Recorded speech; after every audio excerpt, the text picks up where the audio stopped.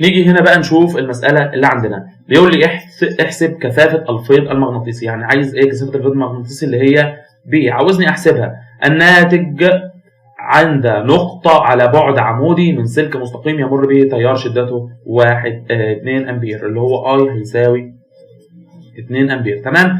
إذا كان بعد النقطة يساوي 1/10 متر، اللي هو دي هيساوي 1/10 متر. كويس. هو عايز إيه؟ كثافة الفيض المغناطيسي الناتج عند نقطة على بعد من سلك مستقيم، يعني سلك مستقيم بيمر فيه تيار كهربي اللي هو بكام؟ ب2 أمبير. عايز أحسب كثافة الفيض المغناطيسي عند نقطة مثلا إكس اللي هي بتبعد 1/10 متر. شرحنا الكلام ده بقى وقلنا ان انا لو عايز اعين كثافة الفيض المغناطيسي لسلك مستقيم زي ما احنا شايفين، هقول ان البي هيساوي الميو في الاي على 2 باي دي. الميو اللي هي 4 باي في 10 أس -7 في الاي ب 2 امبير على 2 باي في الدي اللي هي ب 1/10 متر زي ما احنا شايفين.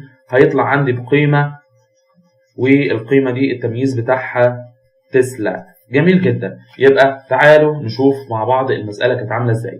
هنا هو بيقول لي احسب كثافة الفيض المغناطيسي اللي هو عايز احسب البي. تمام؟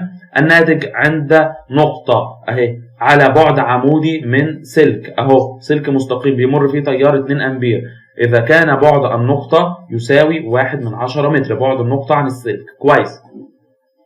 يبقى انا عايز البي وعندي الاي وعندي الدي. افتكر القانون بتاع تعيين كثافة الفيض المغناطيسي لسلك مستقيم. هتقول لي ده البي بيساوي ميو في الاي على 2 باي دي. الميو دي قيمتها معروفة، 4 باي في 10 أس -7. الاي مدهاني ب 2 امبير. كويس. ال 2 باي اهي ثابت. الدي ب 1/10 متر. خلاص عندي كل المعطيات اللي في القانون. يبقى هتطلع عندي كثافة الفيض المغناطيسي طلعت عندي ب 40 في 10 أس -7، وما انساش التمييز بتاعها بتسلا.